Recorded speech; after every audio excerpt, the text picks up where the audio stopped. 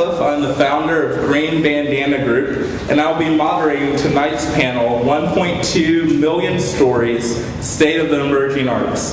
The idea behind tonight is to continue the dialogue that was started with the DMA State of the Art panel and continued here with Lee Arnold's Radical Regionalism panel. Tonight we have 4 emerging arts leaders, all under the age of 35, and they will help us have a discussion about some of the issues and opportunities that exist in the Dallas art scene. This will hopefully be a fast-paced conversation. If you have a pertinent comment or question, please raise your hand, and I will do my best to catch you. We will also do our best to have a lengthy Q&A at the end of the panel as well. Finally, panelists and audience, if I cut you off, it is simply in the interest of time.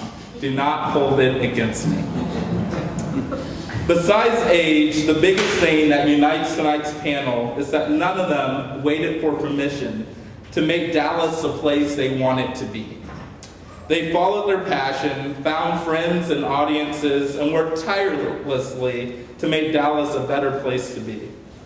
To my right, we have Brian Embry, who is the gallery director of Ross Acker Gallery, and also co-founder of the Artist Residency at the Fairmont Hotel. He is also executive director of the Penn Show.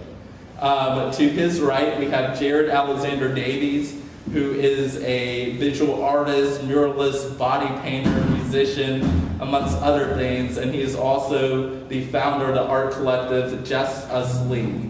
To his right, we have Danielle Giorgio, who is a PhD candidate in residence at the UTD Centraltrak program. She is a choreographer, a dancer, one half of the performance art group Slit Stockings.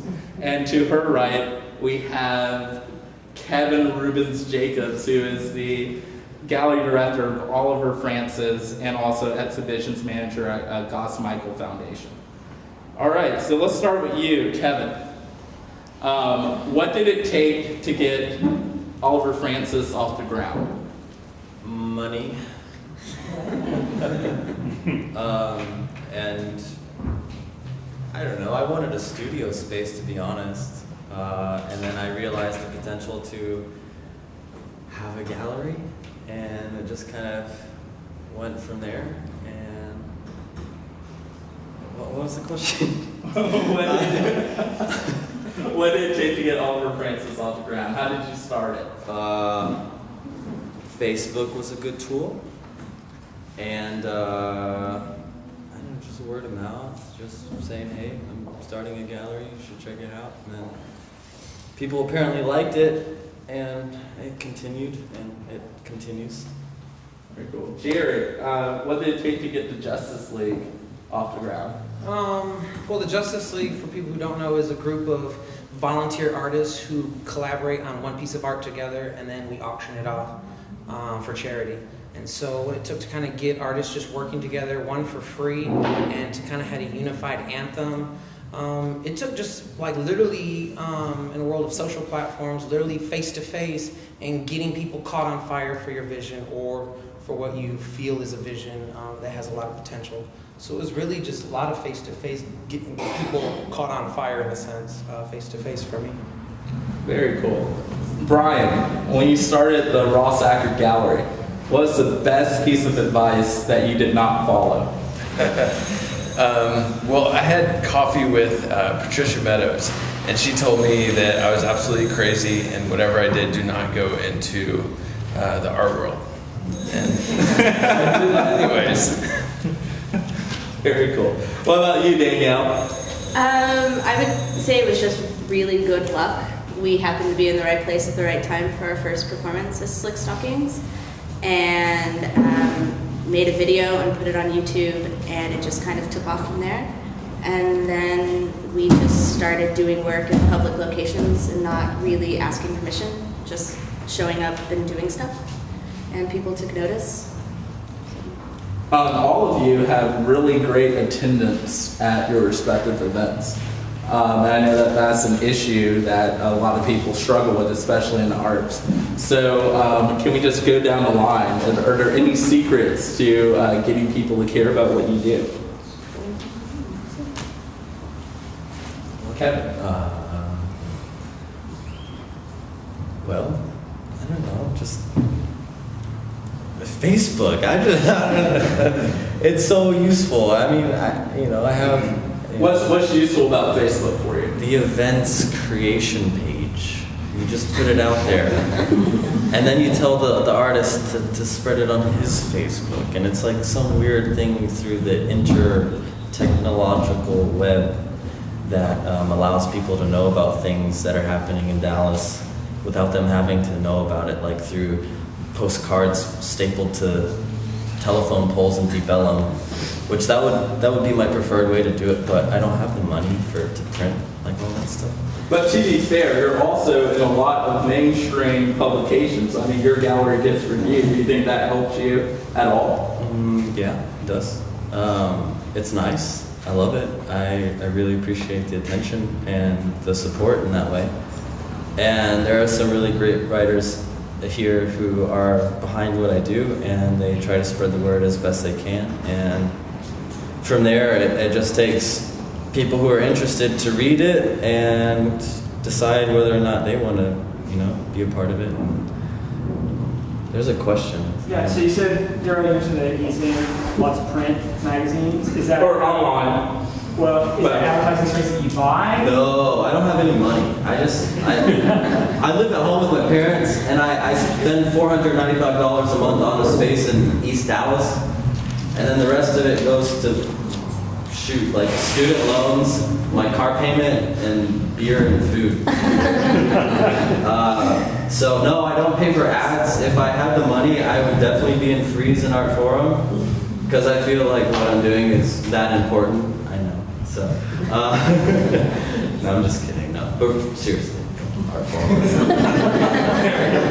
Danielle, what about you? You just curated a great series here, and it was well attended. Yeah, Facebook did a lot for us, and since I had a lot of artists collaborating on Harikari, which just ended, they were able to spread to all of their friends, and we had a lot of support from local publications, the Dallas Observer, D Magazine, KRA, Art and Seek, the Dallas Morning News. So I think without their support, it might not have been as successful, but they were really willing to come in and interview. I did a series of interviews with Art and Culture magazine, and they spread the word too. So I think just maintaining relationships with journalists is really important, and I'm in a very special situation because I am also one of those critics. So these are personal relationships that I have that I'm willing to put my ego off to the side and beg them to come and see the work here and grovel for attention. And I'm really glad that I did, because the artists that were involved really, really should have had the attention that they got. So I'm really thankful for that. But I think for everybody else, it's also just meeting the journalists, spending time with them, and not being afraid to ask them to come out, because we really want to come and see the work that's going on. Great. Jared, now you're a little different from some other people on the panel. I mean, you don't necessarily come from the university system here locally, but you had a tremendous event, the end of the year event for Justice League. Can you talk a little bit more about exactly how Justice League works and how that end of the year event happened? It's really like, it's all in your pitch and your excitement. I think it falls back to just a direct interaction with someone, whether you're online typing and you're sending a blast to them, put a couple sentences of personalization at the top of it so they know you're really talking to them. I think just coming from a sales background early on, your excitement deems kind of their excitement. You know, if you're like, hey man, I got this show, you know, if you want to come, you know, or if you're like, I have this event, and you're spacing your words, and you're right on the edge, they're on the edge with you. You get so much farther. If you care 3 times as much they do, they'll care 1/3 of that, and that's 100%. So you have this wildfire aspect that you have to get into. You have to get into that flow. with Justice League, it's the same way. Every artist is doing their own artist life. They're half dressed for the week, they only get dressed 3 days out of the week, or they're fully professional. You're dealing with all these people's lives and you're trying to get them to all do the same thing. And so it's just kind of lining up that excitement. And you got to check in on them. You got to go to other people's shows. You can't just be like, come to my show. I'm not going to go to yours, but you're going to be at mine next week, right? You know, dropping in on shows that people don't think you're going to show up at, looking for target people. I want to talk to those 4 people. And setting goals for yourself, walking into a room will take you farther than you think. That's great. Brian, what about you? Anything to add? Well, I think the gallery business, from my perspective, is interesting because it is, in my opinion, the only retail business in the world that feet through the door do not translate in sales. So it's nice to have 300, 400, 500. I've done guerrilla shows. We've had 800 people in there. But at the end of the day, does that really translate in sales? So it's an interesting study. How do you find that medium where you get the right amount of people there, where your artist is happy and feel like it's a success, and you still sell work? I had an artist that I brought in from New York, and we had maybe 20 people at the show, but it's the most work I've ever sold, ever. I mean, it was phenomenal. I made more money off that show, and he did too, than any show he's done around the country, but he was not happy because there was no one there. It felt like the show was empty. Very cool. We'll definitely talk a lot about money later on, but let's shift gears for a second. Let's talk about the larger art scene. All right, Kevin, back to you. As it relates to criticism, is Dallas too nice? Yeah. Very nice. People don't really express their true opinions about things, and they let a lot of things slide. It's just kind of like, yeah, it was good. But really, they were thinking, oh my God, like I would really never like to see that again. Or at least I do that. I don't know. Well, I don't say, yeah, that was good. But I'm just saying, you know, if something was, you know, I don't know. If somebody asked me, I would try to be honest in a very diplomatic way and honest and sincere, truthful, and you know, if that hurts, it's like, well, boo-hoo, you're an artist. Like either you went to school, or you hear people, or you have people don't buy your stuff. That says something, you know. Like in a school setting, you have critiques, and then it's kind of like you're putting your work out there, and you're awaiting this bombardment of hopefully critical assessment of your work.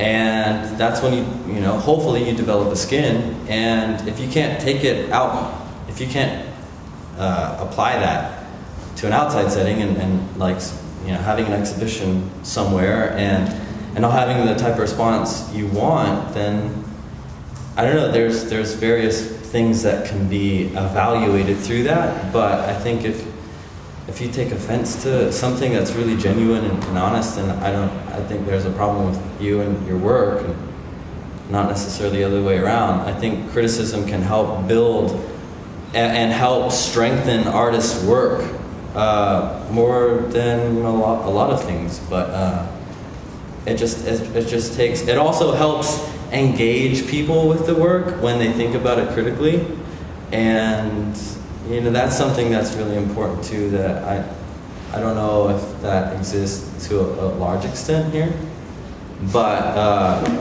I mean, I try to keep a keen eye on everything that I see and try to, you know, develop opinions, and you know, if the time comes where it can be expressed and it can be expressed responsibly, then that's a great thing, and it can only help strengthen and help the growth of the artist and the scene and yada yada. Dallas. Danielle, you're a critic sometimes. Yes. How do you feel about what Kevin had to say? I agree, and I think it comes in 2 different forms.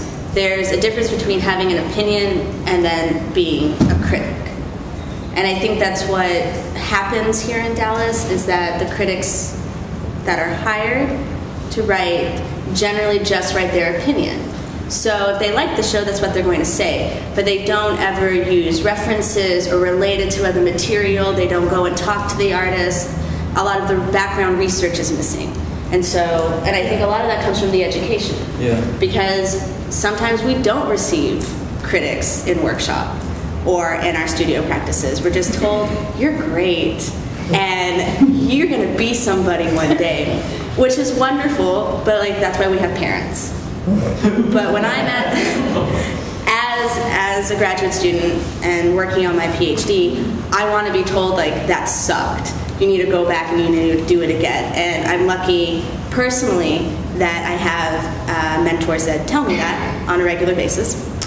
And it's helped me gain more confidence in my own work and in my writing. As a dance critic, because I don't review visual art, but I review performance art, I'm not well liked. I've been turned away from shows.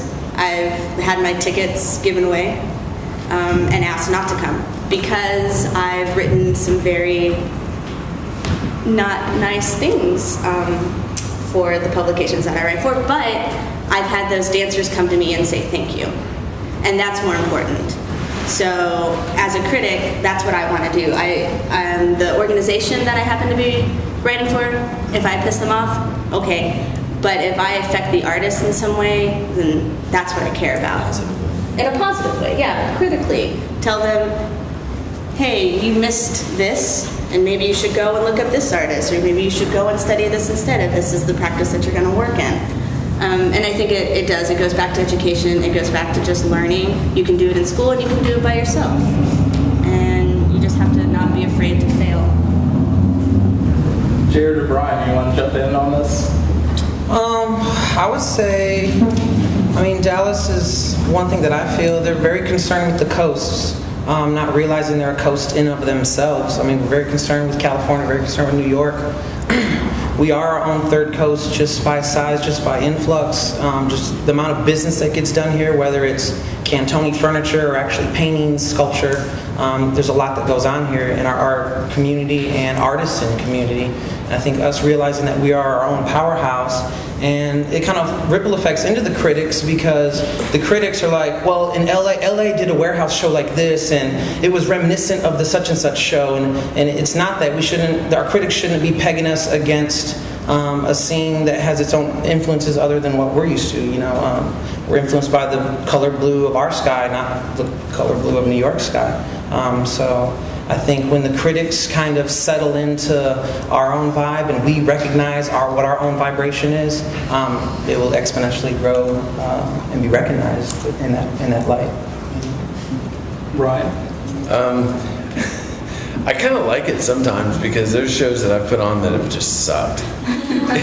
And I'm just like, man, I'm so glad no one just really called me out on that. Because, I mean, I mean, when you put a show up, And so sometimes it's good. But I agree for the most part. I wish there was more critical analysis of the actual gallery shows and not just institutions. I think there's good critical analysis of the institutions here. It just doesn't trickle down. And I think to build an art community, it has to be from the bottom all the way up. Does anyone have any solutions on how we can have a better critical discourse? Anything they want to throw out there? Have more critical people have a larger voice. Maybe, I don't know. I mean, I know that there are some things kind of sprouting up that will be sprouting up this summer regarding people taking their own initiative and basically creating their own publication, their own blog that is their own like uncensored kind of assessment of something that's going on, a show, an artist, yada yada. But I mean, it just takes initiative by those people who think that they have something important to add to the discourse of everything that's going on. That's great. We have a question or comment. Yeah, I'm wondering, a lot of collectors want the background information, the relationship, the historical and whatnot there. But Dallas has a really big problem with reporting shows that are happening and reviewing them possibly maybe 5-6 weeks later, especially if it's a monthly magazine. I'm wondering where you think that problem is. Is it the gallery's not pushing for and giving it an advanced information to them, or the artist not providing enough of an artist statement historical on it, or is just the timing or laziness on the journalists, or what is it? A lot of it has to do with the publication deadlines, because working for a gallery and also being one of the critics, we get the information. Like the artists, we send it out. We also receive that information in a really timely manner. But if it's a monthly magazine, there's not a lot to do print-wise. But a lot of those magazines are now going online, so those reviews will get put up. It also has to do with the webmasters. Are they on top of it? Because sometimes we don't have the option to just upload it ourselves. We have to send it to somebody else. It has to go through an editing process, and then it'll get uploaded. But luckily, people are starting their own publications, and other papers are starting to just use like WordPress, so the authors can do it all by Well, it themselves. seems like the best reviews that are critical and have references cited and whatnot are ending up coming out after the show is closed. Yeah, and that on the writer's side is maybe due diligence, because they want to make sure that they're giving it a critical analysis. Yeah, okay, it came out after the show, but that could be really helpful for the artist for their next show. And some galleries are stupid and only have shows for 2-3 weeks. Right. Right. That's great. Jared, I have a question for you. What role do you think geography plays in our local art scene? Does it help us or does it hinder us? Well, it is a little both, but I think just with general places where the public can meet and be creative or enjoy creative things together is what I noticed. Just having a park downtown, we have two now. I forget the name of the new one with the natural Texas grasses and trees. Those are all places on the grid that become a spotlight for community gardens, for anything where there's a meeting place for community. Where there's more of those, there'll be more interaction of the community.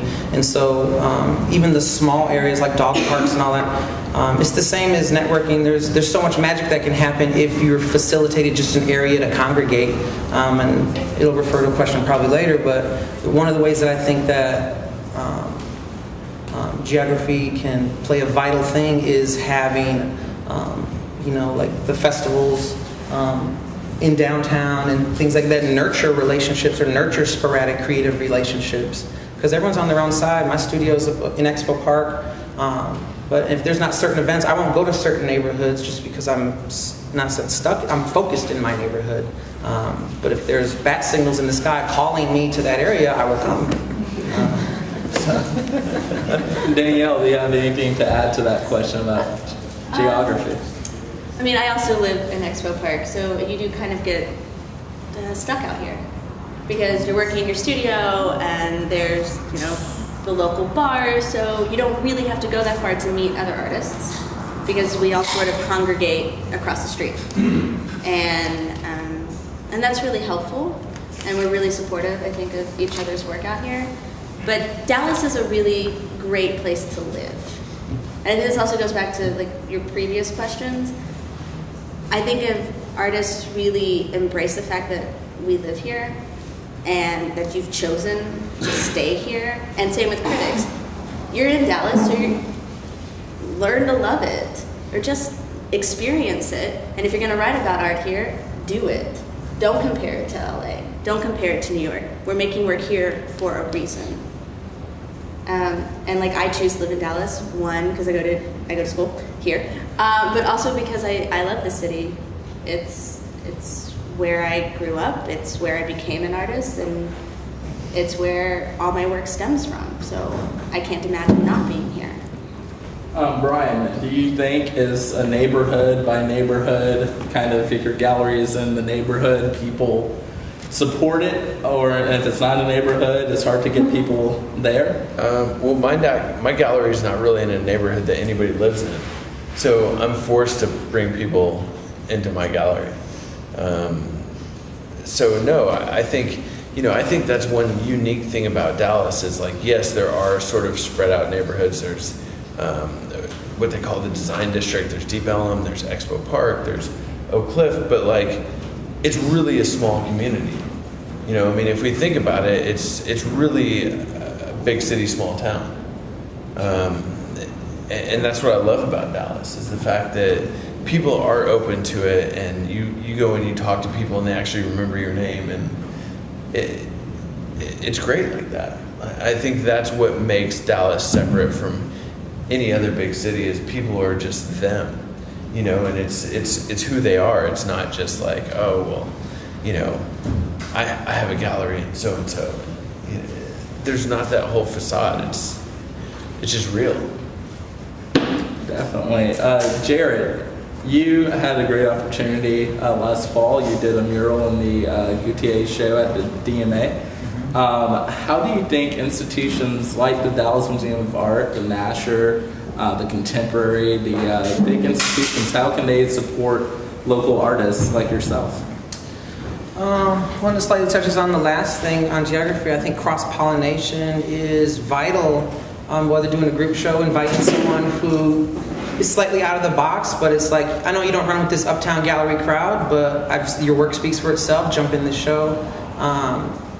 There has to be because that's why I can paint the dog park, paint the Deep Elm sign, paint a Gautier mural, paint the Mavs mural. I'm all over the place, from in the streets, right next to the kid just signing his name on a dumpster, all the way to commissioned by Gautier. So it is about moving around. It is about kind of being outside of your comfort zone. I don't know if that relates back to your question exactly, but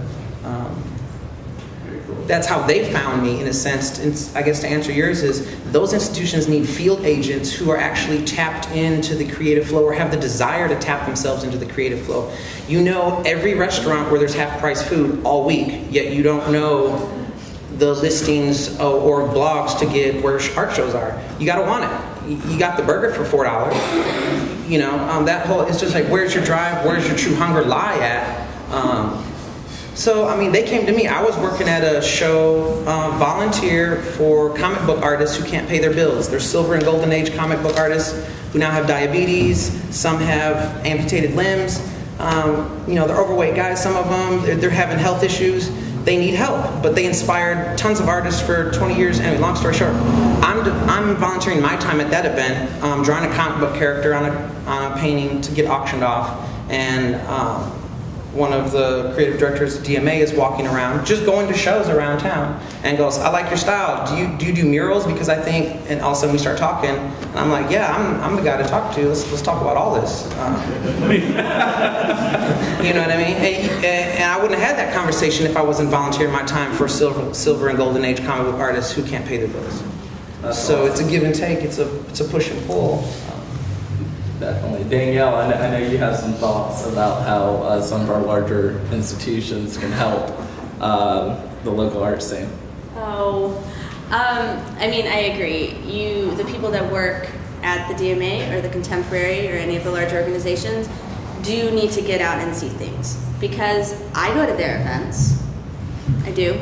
I volunteer at those institutions, but I never see them out at my shows. Or at the other shows that I'm going to in these smaller galleries with the underground scene. They're not out there. Some of them are, but not everybody is. And I think that that's really important. Like, the younger ones that are now getting hired are actually going out and they're bringing things to these large organizations, but it'll be the higher ups that actually make some things happen. And I think it also falls on us to just keep pushing and making really wacky out there work, and not really caring if anybody's going to show up, but just doing it anyway and hoping that it spreads by word of mouth. But I'm also, I'm in a special situation too, because I am still in school. So I do get different opportunities than other artists do. And that's really great. Like, I really appreciate that. Have I had a show at the DMA? No. Would I love to? Yes. Would I have wanted to be in the Gautier exhibit? Yes. Just to touch the clothes. But it falls on both of us. Like, we can't fault them and we can't fault ourselves. Like, everybody has to do it, and people just need to get out. I mean, we also need to get out and go to these larger institutions too, because sometimes we avoid them because we're upset because they didn't come and see our show. Sure. Kevin, or Brian, do you have anything you want to jump in? As far as institutions go, and I don't know, I don't think I can speak about their responsibility to the local scene. Like they have a responsibility to the people on their board, to the collectors that basically help, put works in their collection. I mean, as far as I'm concerned, I could care less about their involvement with the local scene. For me, it's more about making it yourself and not relying on any kind of participatory or collaborative efforts between the institutions and yourself, because they have people to play to, and for us, we're the ones kind of creating that group of people to play to or whatever. But I don't know if I can speak for their responsibility. I don't know. I just feel like I have a self-given responsibility as a gallery owner, as a curator, as an artist, and that's just to basically I don't know. Like, let me show you my shirt real quick. It's just every damn day, just do it. So that's what we're talking about.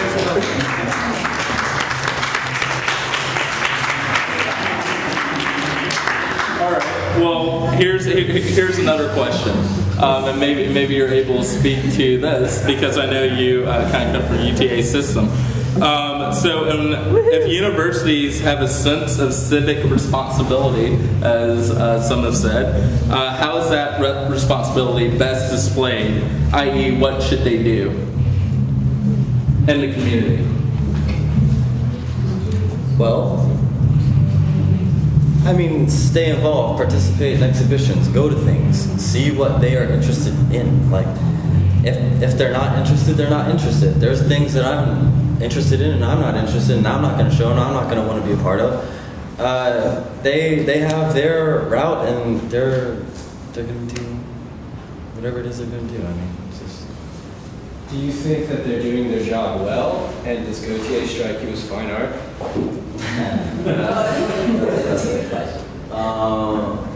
Okay, for one, if they're doing their job well, I mean, I believe that some of the attention that they've been given has been great, and it's been great for the city. And I love the Mark Manders show. That was a really great opportunity. I'm just saying. And about the Gautier thing, I don't know. I appreciate their effort to expand our horizons on what we believe to be fine art. I don't know. Could there have been another venue to house that? Possibly. Could it have been? Was it a good time? For me, no. I think the Mark Bradford show and the Mark Manders show trumped the Gautier show, but I felt like publicly it was the other way around, which is not cool for me or for a lot of people I know. I don't know. It's wishy-washy. I don't care about dresses or I don't know. Like, I'll watch The Fifth Element and appreciate it, but whatever. Like, I don't know. I think fashion is an art form, just like painting or sculpture or anything else. I mean, they have dedicated spaces. I mean, it's an art form. I mean, it's creating, it's expressing your thoughts, your feelings. Like, you put something out there.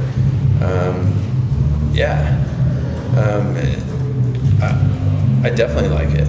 I like the fact that I would go to the DMA, I go to the DMA probably 3 or 4 times a week to have lunch. I would go to the DMA when the Gautier was there, and there would be a line every single time I went there. I love that. Not because, they went for the Gautier, but they saw everything else there too. That's beautiful. Like, where else, I mean, I love that. I do. Whatever draws people there, whether you have to trick them or whatever, that's... Very cool. It gives people exposed to it. Ryan, since you're talking, let's jump back to you. You're the last person who I know of to accomplish what many critics often say Dallas needs, which is more art residency, live-work residency spaces. You did one at the Fairmont Hotel that's still going. So can you tell us a little bit more about how that came about, and if you have any ideas for how can we get more of them? It came about by luck and timing. I was in New York for the Armory show, and Shepherd, I love the Ace Hotel. It's like the old Breslin Hotel in Midtown New York, and Shepard Fairey was there. They were calling him the artist in residence because he's wheat pasting inside the hotel, so he was there every single day working.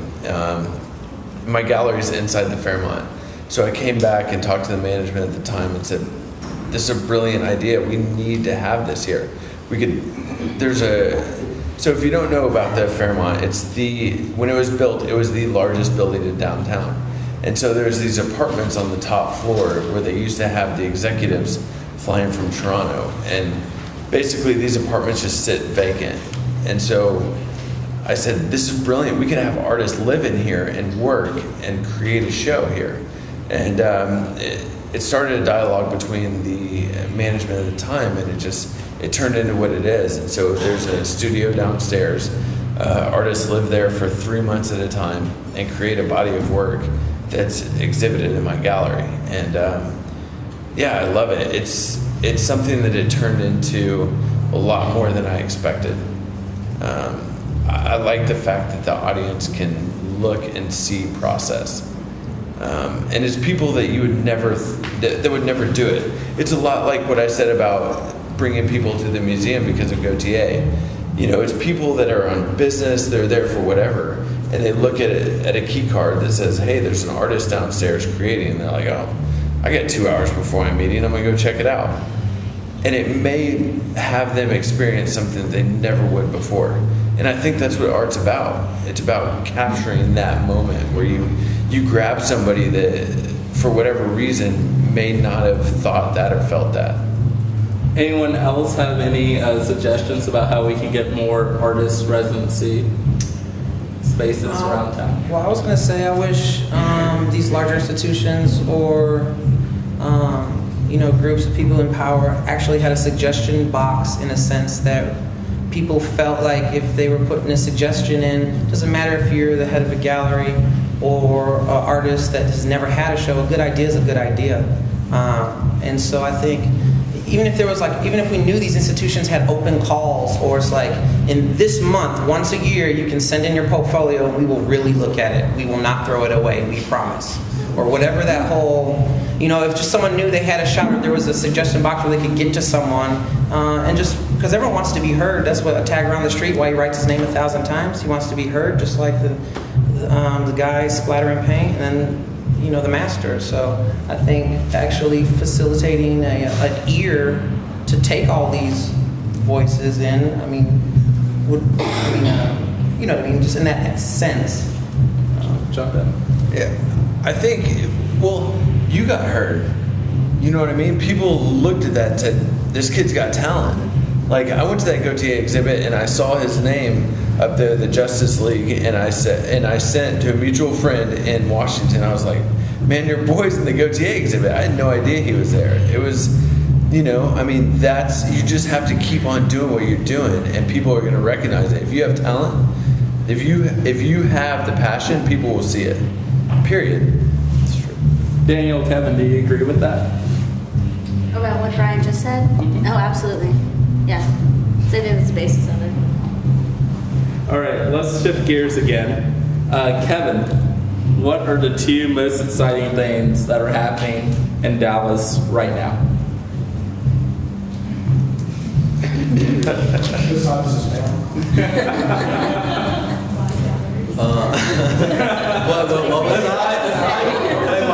All right, aside from something you're involved in, we'll add that caveat. I know.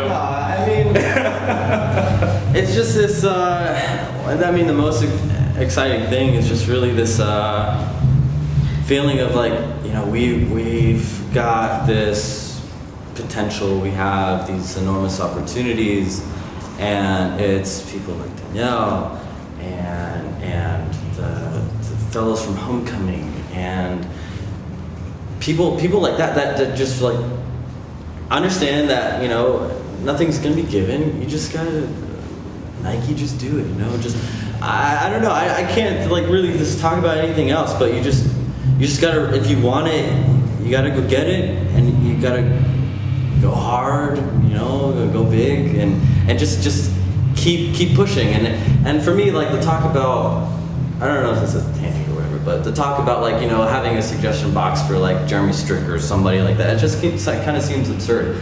Like if you're doing something that's worthwhile and really energetic, and you're pushing things, and you're really doing your not if you're doing your best, but you are doing the best, things will happen. And there's a lot of patience that needs to be accepted among a lot of people, and basically this proliferation, this progress that's happening in Dallas is like, not everything will happen now. Like, get that out of your mind. It takes a lot of hard work, a lot of dedication, and a lot of just heart. And if there's something you want to do, you want to be an artist, you want to be a gallery director, you just got to do it. If this place isn't going to feed that, it's not going to. It's not, if it's not going to happen, it's not going to. But as far as I'm concerned, I'm just going to do what I'm going to do, and I'm going to do it to the best of my ability. And if people are going to catch on, they're going to catch on. And if they like it, they like it. If they don't, that's fine. That's it. Brian, what do you think the two most exciting things going on in Dallas are right now? There's a lot of exciting things going on in Dallas, I think. What's that? I don't know if you could put the name on two. I mean, there's Try it for me. okay, Hobbs Vincent. I think the kid is phenomenal. Who else? I love what Jared's doing. I love, shameless plug, I love his gallery, you know, I mean, like, I love, like, everybody on this panel, what they're doing, you know, I mean, there's so many exciting things in Dallas. To put the name on just two, I think is a disservice.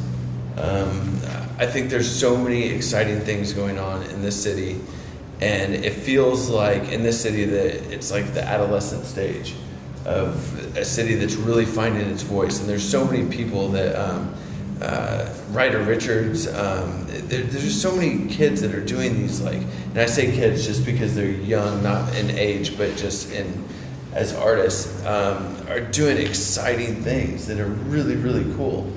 And you just have to get out there and look and see. Very cool. Let's talk about the kids for a second. Danielle, what is important to emerging artists, and what might not be as important to emerging artists? I guess what's important to us is, this is a tough question.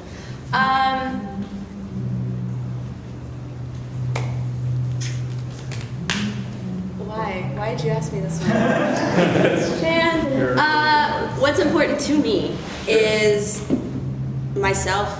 It might sound egotistical, but I don't really care if people get my work. It's not what it's about to me. It's about the fact that, like, I'm doing it and I'm making an experience for people to witness, and if they like it, they like it. If they don't, hey, you still came. So something happened to you and something brought you in. So that's what's important to me. So I guess my ego, and having confidence. I think that a lot of young artists don't.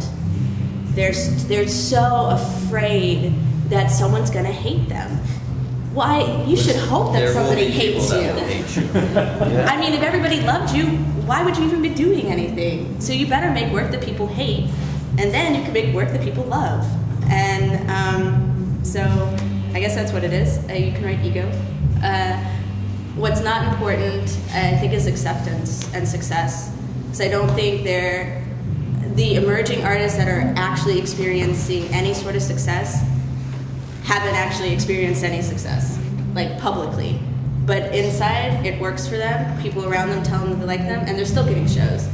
They might not get a review because they're probably in a gallery that doesn't get reviewed. That happens to me all the time. But it shouldn't matter. What gallery? Take a guess.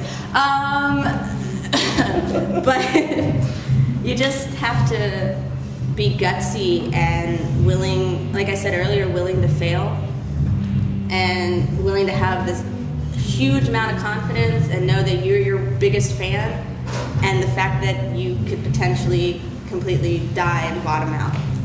Very cool. Speaking of gallery. Die and bottom out. Cool. Doesn't work here. Go to New Go York. somewhere and else. Try I'm gonna follow back that sentiment to you in a second, Kevin. But Jared, how important is gallery representation for a young artist? Does it matter anymore? Is it important? Well, to mini answer the last one and then work into that one, opportunity is, I think, what's vital to a young artist. More like the opportunity to do a mural, the largest graffiti mural in the DMA's history, outweighed the paycheck, 100%. So if you're chasing for the money, you're killing a deer, not cutting off its antlers. You're not taking the real prize. The real prize is opportunity. And then you'll be able, all the other stuff will come. And you have to kind of play by some of the rules. You don't have to follow all the rules, but try and hand someone a business card. If you're at a party and you're meeting something or have a website, they're not going to remember you. Your name isn't that great that they're going to wake up and be like, Kyle, and they'll and they'll go to their computer. You have to follow some of the rules. Help me help myself. And then that falls into what was the second question? Because gallery representation. Okay, so for me, I'm still looking for the right marriage of me in a gallery. Who properly represents me? Are they finding my true target audience? Do I want to be associated with this kind of gallery because they represent such? I'm still allergic to half of all that. And I'll jump in group shows, but I control my own vote. And I've just chose it that way because when they finally can catch up to my campaign, the vote will already be there, so I'm not really stressing galleries. I didn't stress galleries for the first 10 years. I still don't, in a sense. They find me, so I'm not too worried about it personally because I'm already doing my own thing. And the opportunities, I'm chiseling away at the grand opportunities that I seek. I started a clothing company a couple years ago and sold it. And Lil Wayne wears the t-shirts now and all that, and no one knows that and that whole thing. But I made my little, I was like, yeah, now, it's a shameless plug. But like that, where I wasn't in it for this, I wanted people to wear my art every day. That's all I wanted. I was just like, a painting's on a wall, how do we get this stuff moving? How do we, how does it become part of their life?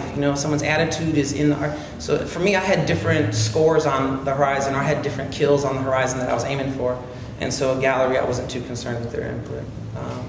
But you have to play by, to counteract that, you have to play by some of the rules. Hand them a card, have a website. Brian, you want to jump in? I think that's what makes Jared unique in a lot of, emerging artists, especially in this city, is like, he actually has this knowledge of, okay, I don't just want gallery representation, I want to know, I know what I want. And I know the difference between exposure in the DMA and exposure in a coffee shop or a restaurant. I know the difference when to take, yes, this is a great opportunity and I don't really care about the paycheck and I'm just going to do this because they're telling me it's exposure in this restaurant or whatever. That's what I see is missing in a lot of young artists in Dallas, is the fact that they actually have the knowledge of, okay, I want this and I know how to get it. What he just said is, I wish every single emerging artist, every young artist in Dallas would take that same philosophy, because it would build the base of artists in this town exponentially. So then maybe that plays into the question you asked earlier about what can universities do. I think that's exactly kind of what they can do. Great. Kevin, we're going to cycle back to kind of Danielle's kind of depressing comment at the end. So, you know, you're a young guy. You're a young guy.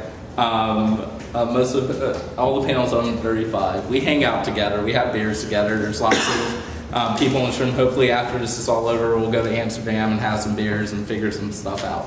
But how do you keep your friends, your fellow artists?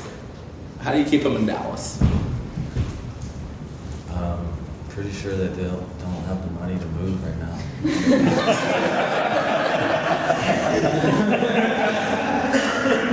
I know I don't. If you did, would you move? No, I've got this thing called Oliver Francis. You keep him in Dallas by being more exciting than that lame place in New York. Like, I mean, they've got like so many artists and so many galleries popping up that it's just like there's not a lot of attention on anyone besides like Loring Augustine or James Cohan and like the people who have been there and they've established themselves. But like here, it's like, this is fresh, this is fertile ground. Like, let's create something really groundbreaking, and if it's not, let's just fool everyone. Let's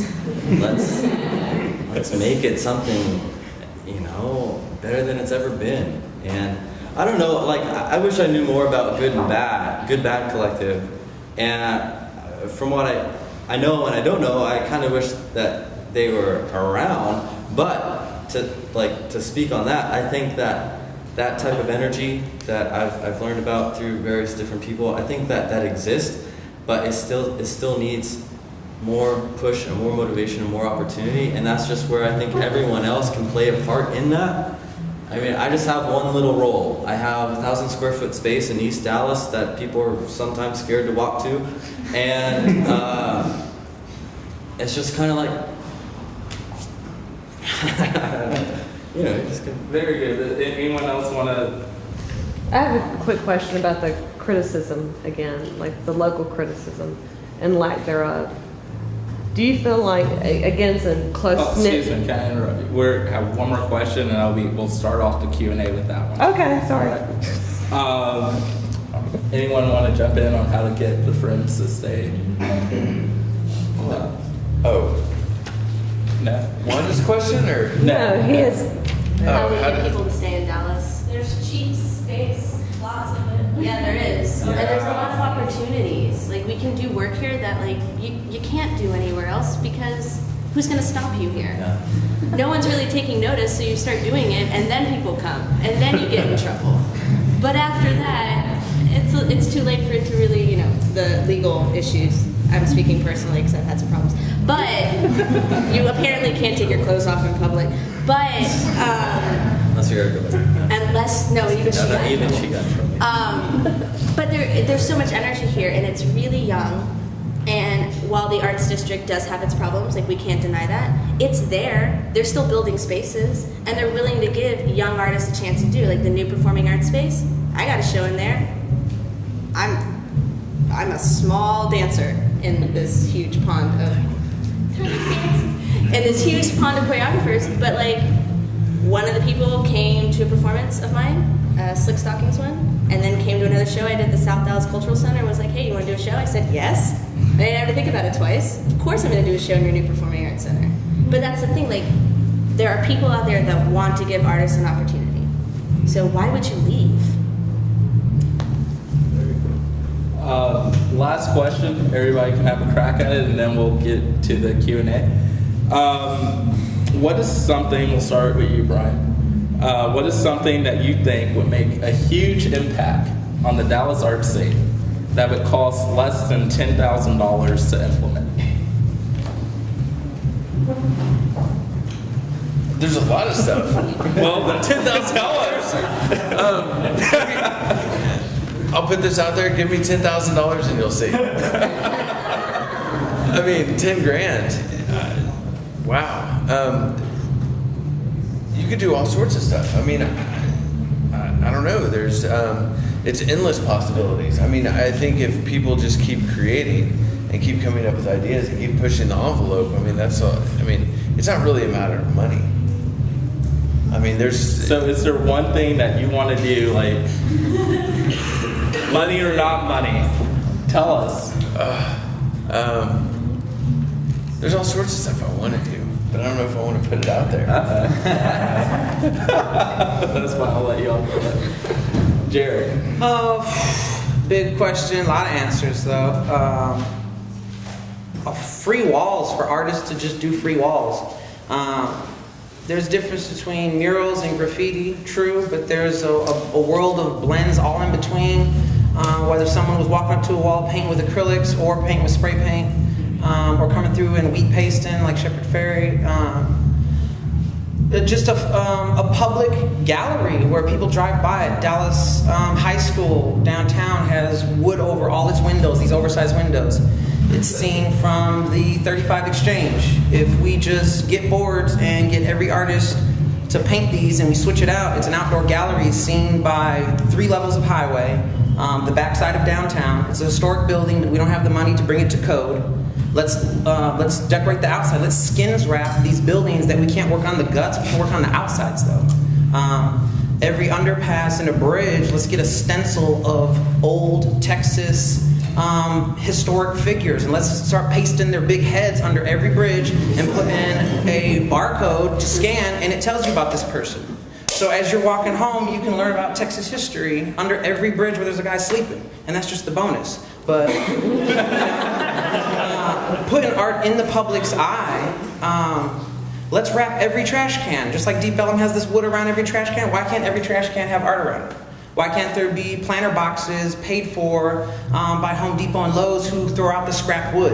Where's just the people that just cut it down to workable shapes and then make stuff out of it? Very cool. Danielle. You really thought about this. I don't know how I'm supposed to follow. He read the sheet before.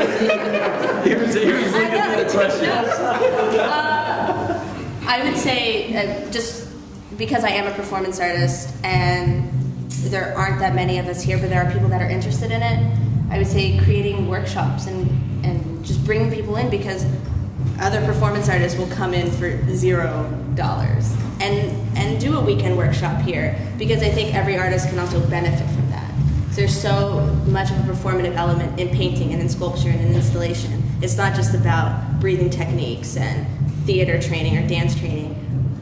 But if you had some of that in you, imagine what you could make. Imagine what those murals are going to look like and how that would affect the people just walking by and seeing this happen. Because I remember a couple months ago in Deep Ellum, there were these guys dressed up like the Super Mario Brothers painting the side of Quixotic World. And I was like, yeah, please, thank you for this. There's so much humor in life, and if we're afraid to do it, we can't do it. So I think performance artists like to bring that out. Yeah, that's great. Kevin, just do it, baby. What should we do? 10 grand would go for me. Well, actually, no, for Oliver Francis. It would go towards, since Dallas is kind of taking its sweet time trying to, figure out what's going on with everything and all the potential, whatever. I would give plenty of money towards maybe a huge page ad and maybe this thing like Art Forum. I don't know. There's a lot of people from around the world that might actually consider what we're doing pretty awesome. That's $4,000. Yeah, that's $4,000, so I'm $6,000. Maybe I could get another one the second month to reiterate the fact that I really want to be involved in the international community, not only in the Dallas community, but be involved on a global scale. And I don't know, I think that might be pretty important because, Andor kind of survived off the collector in Washington, D.C. and Belgium. And the support from Dallas was not there. But at the same time, Andor was probably one of the coolest galleries you could have ever gone to, which I missed out because I didn't even get into the scene until after it closed. But I know Paul Slocum, and I know how awesome he is and how genuine he is and how amazing the artists he showed there were and are. And yeah, if Dallas isn't going to care, maybe somebody in Baku or Oslo or London or Berlin, maybe they might find what we're doing appealing. And then their influence as Dallas is kind of oh, well, so-and-so likes this, and I think I might enjoy it too. I think if we really like provide a basis for this international attention, I think then Dallas might be like, oh, what we have here is really cool, but we just kind of didn't get it. I don't know. Maybe that's really kind of arrogant, but whatever. Thank you very much, Kevin. Ron English. All right, so we're going to start the Q&A. I'm sure you'll have lots of questions. I definitely prefer questions over comments. So if it's a long comment, I might interrupt you and say, I'm so sorry. I just got a question. Well, we're going to start. I promise we're asking and the other stuff, as I said, we'll go to Amsterdam, have some beers, and figure some things out. So, Wanda. I guess go back to criticism, journalism and criticism, and I experienced this a little bit with asked to write an article for Texas Architect, and basically the guy, I was honest and was critical, and he basically kind of glossed over everything I wrote, because I think Texas or Dallas is such a small, close-knit community. We're all friends, so we're afraid of hurting each other's feelings. Did y'all ever think about that? Like some of these art critics are your former teachers or your colleagues, or how do you get past that? How do you have an open dialogue, an open critique in the public realm, whether through A&C or whether through the Dallas Morning News or Glass Tire? I mean, if you get provocative, people just alienate you. They're like, well, screw you. I don't want to have anything to do with you anymore. So it's a kind of a self-admiration society, right? We're just kind of all saying, oh, you're doing so well. And then in the back corner saying, oh, it sucks, I mean, so how do you get beyond that? I mean, how do we become honest, kind of intellectual, raise the bar here, how do we do that without hurting each other's feelings, right? I think you just have to do it. It's like everybody knows about the $4 hamburger. Everybody knows Leslie Brenner is going to rip you apart if you are not on your A game in a restaurant. So why is it different for the art gallery? Why is it different in the art world than a chef? We don't have as thick a skin as a chef? I don't know. Why? Really? Yeah, I mean, you just need somebody to do it. Just do it. Yeah. The thing about art criticism is... time out, excuse me, let me interrupt you for a second. So if when I call you, it would be really helpful if you would say your name before you started your comment. I mean, so much of what you all have talked about tonight has been the same thing that we as a young emerging art group talked about 30 years ago. That conversation hasn't changed much. About criticism, about what's good, bad, what's, just do it, and all of those things have been around for a long time. And Dallas is what it is, and Dallas is, hopefully evolving somehow.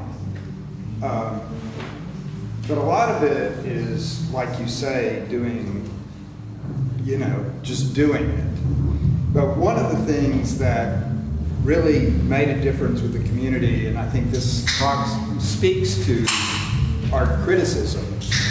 Really, art criticism is not, a huge deal. If you look in Art Forum and read the art criticism in Art Forum, I mean, really, it's pedantic, it's the same stuff. They only write about people they like, mostly, right? It's just the mutual admiration society on that level. And they don't get asked to write things unless there are some critics that make their name, but I don't think that that's what makes a city. I don't think that that's what makes artists. I think good writing informs the public if you want to get it beyond the artist, and that's good writing, and that's knowing art, and you can do that. It doesn't have to be chop and,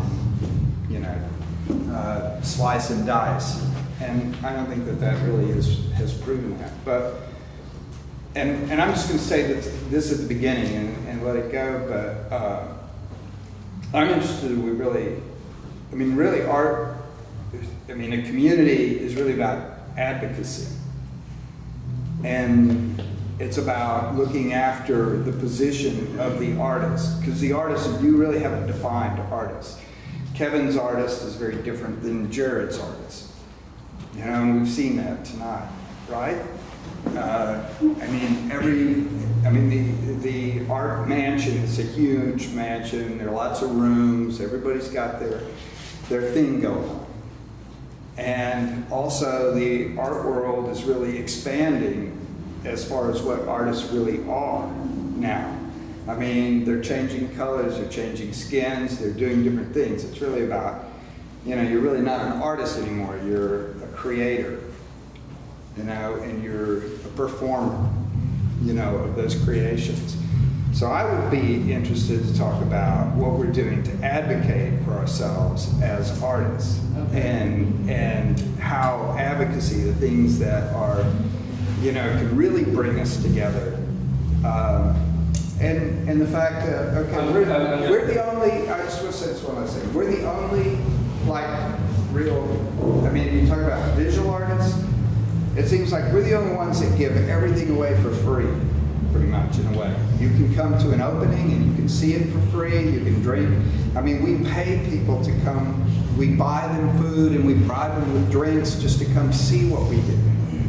You know? And we give our work away at auctions, we do all this stuff, and then what do we demand back? And we're getting more and more. An artist stable is 40 people in a gallery, and are they really promoting us? And are they really dedicated? I'm done. You and I have a beer because I'm with you all the way. I think the question, though, which I would love to hear the panel respond to, is what should we be doing, and what are the things that y'all have done, and you know, limit the response to about a minute, and art advocacy. Or do you think that's important? Yes. Support, make friends, like just meet people, and if you feel like, for me, I have a position where if I feel a desire that I have the desire that I want to show their work, then I have that opportunity. And you know, whether or not you can do that or not really isn't the point, but just being involved and really creating relationships with people in the community and creating a larger sense of community, I think, is really important. No, I completely agree. I think it's all about support and giving people a chance. Like Kevin gets to do it at Oliver Francis. I got to do it here at Centraltrak. The artists that I showed, some of them had never been to the show before, but I liked their work, so I wanted to show it. And I think it's just staying positive for each other, and then also telling each other that, hey, you can do better than what you just did. Great, I saw a question. Yes, I just want to bring it back to the idea of a publication. One of the ideas that was mentioned at the Radical Regionalism panel was that we don't really have a grassroots, artist-generated, student-generated, educator-generated publication that would serve to sort of, I guess, continue the proliferation of these excited energies that I personally am feeling with the, you know, warehouse shows and, you know, DIY galleries, DIY shows that are really getting people. It feels like on the precipice of something really great. So I would like to hear from each of you what feature you feel would help in a publication like that, online or augmented, to sort of, I guess, generate more of those excited energies to get people out, but also in a critically informed way that is still a form of advocacy for the community. Jared, would you like to take this question? Yeah, I think communal. There has to be diversity in order for it to not seem one-sided. A lot of people won't get behind a single publication because they're like, are these like lesbians that are going to beat me up? Are these you know, tree huggers that won't let me hand them a piece of paper? You know, Yoga lovers. Yeah, or a person that takes a photo of your business card. You know, they don't want to reuse it. That whole thing, you're up against so many. So you have to get a bunch of colors together to get a rainbow. That's why I feel communal art. I think Justice League is onto something. Not to toot my own, but we in February, after Sendai got hit by the earthquake, they're our sister city. Not many people know this. So we've had relations with them. If something happens to them, they've sent money and people for problems we've had in the 80s and 90s with certain government programs or state programs. And in turn, when the earthquake happened, what did we do for them? You know, and there was a blurb in our paper for one day. Justice League made an art show with over 120 artists. We raised $11,000 in one night. Single largest donation to the Sendai Relief Fund to date. No corporation has gone over $7,300. And that's a group of starving artists who gave $11,000 2 weeks after, just because our power's in numbers. We put a bunch of colors together and we got a masterpiece out of it. So there is powers in numbers. And it's also who's watching the watchers, the critics. How come we're not protesting? If some critic has been given bad musical reviews for 3 or 4 years in The Observer and slamming people that the whole city has shows sold out for, why aren't we protesting this guy and having a big head of him on a stick being like, you're whack? You know? And everyone's afraid to out these critics like there's some holy God, like they know everything, but they ain't had paint under their fingernails in 11 years. I think that might do with like ratings. I don't know. Something about Americans and things that, you know, I don't know. But I think if we lose a little bit of our fear and start to question, you know, these superior voices, we will chip away at it. And how you do that is communally. If 5 galleries got together and threw a super gallery show, and they just said, these are the hot new people. We don't care what these other galleries are saying. These are the hot new people. Look at the work. It's not a Campbell soup can. It's, you know, and just hit them where it hurts. You know, and not dissing Andy. I mean, he was showing us that art is all around us. It's an everyday object. You know. But you know what I'm saying. We gotta be afraid. We can't be afraid to challenge the walkers. So. Right. I saw you wanted to jump in there too. I would use some of that $10,000 to bring the art prostitute back. I think that was the best publication to come out of Dallas in a long time. Or it was actually Denton, but whatever, close enough. You know, I mean, I think that's the kind of stuff that you really need to support. I mean, what Brian was doing was really, really cool. What specifically about Art Prostitute as a publication would you bring back? I mean, just everything. The look of the magazine, the feel of it, the way every single page you look through it, you felt something. There were these artists that at the time no one knew who the hell they were. No names next to big names though too. It had a kaleidoscope. I mean, at the time, he was putting Shepard Fairey in there when no one knew who that was. He didn't have Obey clothing. He was spending every dime he had wheat pasting all over the city. There was Ron English. No one knew who that was. He was here in town. He couldn't give his paintings away. You know? The writers for Art Prostitute were really well educated and well researched. They knew what they were talking about. They weren't just random people that liked art. I mean, they were artists. And then some of them were academics. And I think that gets left out of a lot of publications. Like academics, there's a reason why we're still in school. Because we care about this. And we want to help other people also care as much as we do. And so I think for your publication, it's really, really important to have other doctoral students or professors, people who are actually working and teaching. Because there's something to be said for that. There's a reason why they're doctors of art, or whatever it is that I will be in 2 years. But there's a reason why. Danielle, can I push you for a second? Sure. So, what is the role for the random people who like art? What should they be doing? They should be experiencing art. Buying it, collecting it. Hell, you can start making it. Why not? But I think if you really like art, you can write about it. But you better know what you're writing about. Because I could write about painting. I don't know a lot about it, but I could write about it. No one would listen to me. So I don't write about it. I write about what I know. I write about what I do. So if you don't do this, there's no way you can actually write about it. Next question. Daniel. This question's for the general panel. Have you seen in either the underground, the gallery world, or the academic world a push towards digital art, like creating it or displaying it? If you have, could you tell us a little bit about what you've seen? Like digital art is an art made with a computer or presented in an electronic format. In the MFA program at NYU, they've got a new program. Or UTD. Yeah. Or UNT. Yeah. UNT. Okay. So we have to plug our own institution. They have a course on illegal street art, which is like, I find it fascinating. I almost want to take this course, but they're talking about the progression of illegal street art, and that's where it goes to the digital form of actually coding and going into the digital billboards that change and things like that. I mean, it's fascinating to me, that prospect of taking digital art and just manipulating pictures and making graphic images to actually like expressing something and doing it, like pushing it out there, and like without having it to be associated with media or something mainstream.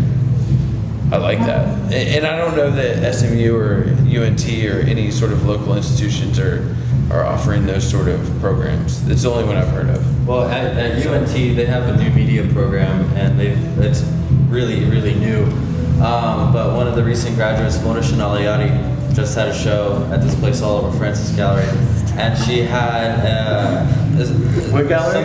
All over Francis. Oh, nice. Well, I'm just saying, it's speaking about like digital art. She had these, incredible animations that were created using Maya and this 3D software, and they're like Alfredo Salazar Caro, Dallas native. He's at SAIC right now. He'll be back in town, and he'll have a screening somewhere. And he's I'm just saying, he's a really exciting artist who's been using these digital applications and programs. So as far as like digital media, I think there's a lot of stuff that's out there, but whether or not it gets seen, that's the other story. But I mean, I'm definitely an advocate for digital and new media as a way of, as an art form, and basically having that as a component to my programming, and showing that there are other things other than paintings and prints and bronze things and stuff. Are you saying that there's physical space devoted to digital stuff, or is there digital space devoted to it? There was a space here in Andorra that focused on new media. Yeah, I mean, that was phenomenal. And I'll even plug your gallery. I mean, Oliver Francis gives new media artists a chance to share work too. Is it digital space that's relegated for the digital, or is Well, I mean, there's also the internet, which has been utilized by many different artists and curatorial groups and whatnot, which that's, a very easy way to see a lot of art. And speaking of three curators, Michael Mazurek, CJ Davis, and Jesse Morgan Barnett, they've curated their own Dallas Biennial. And online, they have, through dallasbiennial.org, they have one of the best resources of video art, digital art, and other artworks that can be viewed online through their easily accessible website. And UTA grads. They're UTA grads, and these are people who have made it a point to just do what they want to see happen. All right, I'm gonna cut out. Sorry. One more thing. Yes. Yeah. Shane Pennington, local artist, put on a series, Aurora, the past 2 years, which is all new electronic art. It was really cool, and it's just exponentially grown every year. I mean, I was amazed last year that he got the Arts District to buy on, and I mean, the amount of people there was unbelievable. And it was really great. I was involved in Aurora, and it was a really wonderful experience. And as an emerging artist, a way to really work in new media, and to meet all these other people who are really helpful to me now. So, and UTD, my institution, we have new media program, and we have a new media program. We have an emerging media program, and we work a lot in the digital realm. And I'm a video artist. That's how I also make my work. I couldn't do it without an online presence, without a computer in front of me, and without the help of other new media people. So I think that there are programs for it. There's a space for it here, and it's growing. And galleries are taking it on too. Centraltrak last year had a huge show called Glitch. And I've never seen this place filled with so many video artists anywhere, except for the other time that Centraltrak had a video show, which was 2 weeks ago. we want it here. There's so many of us that we can't just survive on YouTube or Vimeo. We need a space. And yeah, people aren't going to probably buy video. It's really hard, but it doesn't matter. And it doesn't matter to new media artists. Marty Walker has a video room, and she does very nice pieces each show. And she's really supportive. Yeah. Very, very supportive. Don't forget the program that Conduit showed for a couple of years. That's, I'd like to see that brought back, but there's no money for it. And Courtney Miles is streaming live from her studio all day, every day in the Fairmont in Dallas. Just saying. All right. Now put the victory lap. Is there any other questions? Yeah. I would just like to say, the question earlier about advocacy, what are we doing really to speak up and help each other out as individual either groups or communities? Last year, this is just for, not to, again, to Jared's horn, but last year, Jared's organization, Justice League, did a whole gala. What was the hotel? Hilton Atoll. At the Hilton Atoll. Invited all these people out. There was a bunch of Art Love Magic artists who came out. They all created live. Justice League created a live piece during the whole event. Ended up raising thousands of dollars that now are funding kids workshops that are open and free to any child that wants to come and learn, which actually happens on Saturday in Deep Ellum, like Deep Ellum. But so I think those kinds of ideas where we can take our individual circles and spheres of influence and use those spheres of influence to support and raise up other circles that's probably one of the best things we can do. Right. And that's why I touched on the power of the communal circle. I think is underappreciated. It's pieces of a gun that are all you have to do is assemble it. I'm the barrel, you're the barrel, I'm the trigger. We're all each a part, we're a component. And to touch on what he said, we paid for the whole 2012 curriculum of the Creative Kids Workshop last year on December 19th at the Anatole. Anatole hadn't really had an event like that. They're trying to branch out. They did a $5 million facelift for the art crowd, and the art crowd didn't come. Well, this is one of the this is one of the issues that I have, because when we formed the organization that started the MAC, it was basically 500 artists in this city that boycotted the Beaux-Arts, DMA's Beaux-Arts. And we said, we're not going to participate in this. We all got together. Nobody joined in. Nobody participated in their auction giveaway. And then the institution came to the table and said, what would it take to get you involved, with our Beaux-Arts again? And this is their fundraiser.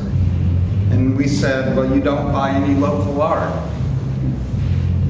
And we want you to buy some of the artists in this, in this state, at least, if not, within our domain. We would like for you to invest in that.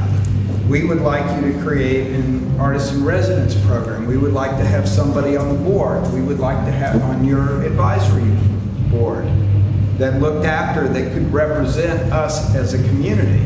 We got all of those things. They established the Texas Art Fund. We got Project Teamwork going, which put artists to work in the museum through their education program. We got somebody on the board, and we got a representative on the board. So things started happening. We got them to, on Visual Aids Day, they allowed us to do a Visual Aids Blockout Day. Lots of things can happen if you get together. And you talk about doing an event for artists, helping artists. We did the healthcare thing, which is one of the biggest issues for you as an artist. When you start getting 30 and above and 40 and above and up, and you don't have any health care, you can advocate for that as a group. We're a huge group. And we had I would say, there are thousands of artists in this city, creative developers in this city who are self-employed. And I'd like to plug ESOL, the Emergency Artists Support League, that I'm on a committee for. So if anybody needs emergency assistance. But that was- it's out there. that was part- They increased it to $4,000 a year. That was part of our program. They got that started. So what I'm saying is that there are all those things, you know, the cream rises to the top, you know, the artists who go after it and do it and are talented, they get supported, but there's a big group. We all do something a little different. We all evolve into different things. But we do have to look at ourselves as a power broker. We can do things. And it's happening. And the great thing about living in Dallas is that you don't have to overcome, you know, the click shift of LA or New York. I mean, this is wide open territory here. If you can make something happen, if you're energetic, if you can pull people together, you can make things happen. We see it over and over. Sarah Jane Simrat putting together, you know, our reunion and that residency. A lot of things are happening. It's a really bright territory, but you also have to come together as a collective group to advocate for yourselves in a way that you can speak to power, because you are the power. You create a scene. If you stop producing work or you stop showing work for you know, 2 weeks,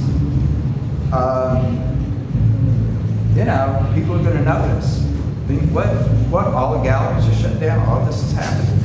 I mean, if you want to start a residency program, open up your own gallery within that residency program, invite friends in, live in that space, curate your gallery, get good people to write about it, and you'll be, you know, you'll be on the boards. Well, I think you also have to be willing to take a hit. I mean, a lot of artists or people like, you know, you're going to fail a couple times. Let's just get those out of the way. You know, it's just about bringing something into reality. Like this Saturday is the Creative Kids Workshop at Life in Deep Ellum. It's an open art class to any kid in Dallas. They get to take home a canvas. They're working on art supplies. There's professional artists that are running workshops in all directions. From Easy Eddie D, from KNON, showing kids how to mix music. But it is, don't wait for, that's what this panel is you don't have to wait for permission, but it is lighting that flame and you staying lit enough to catch other people on fire. So when your flame flickers, the dude you've already lit on fire and has been to 3 of your shows, when you start to flicker, he's gonna call you and be like, hey man, when's the next da-da-da? And you'll be like, oh yeah, ugh. And it'll keep your fire going because you've already caught other people on fire. I mean, it's just, I mean, Brian, you want to close this down? I think it goes back to doing good work, though. Peter Simrak wrote an article about, like, because everybody's talking about, local, and it's good. It doesn't matter. Like, you know, he was saying that 5 years from now, no one's going to care where you're from. If it's good, it's good. If it's not, it's not. And I think that's more important than pushing, like, oh, well, this person's local, you know, I mean, back to Jared again.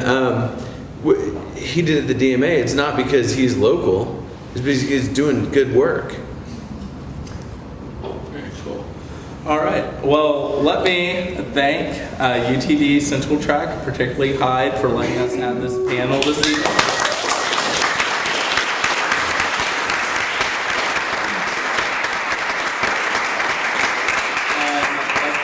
All the panelists for giving up their time and giving us their insights, and most importantly, let's thank you for coming.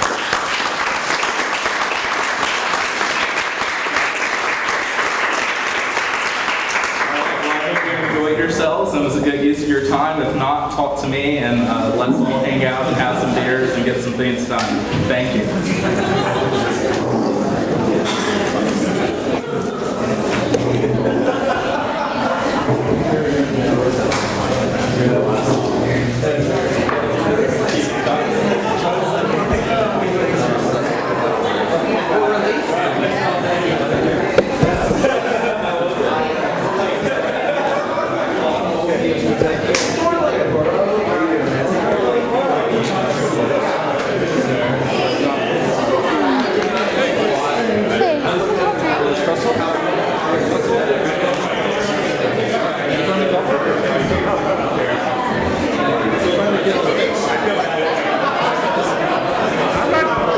Talk to me about this stuff, okay?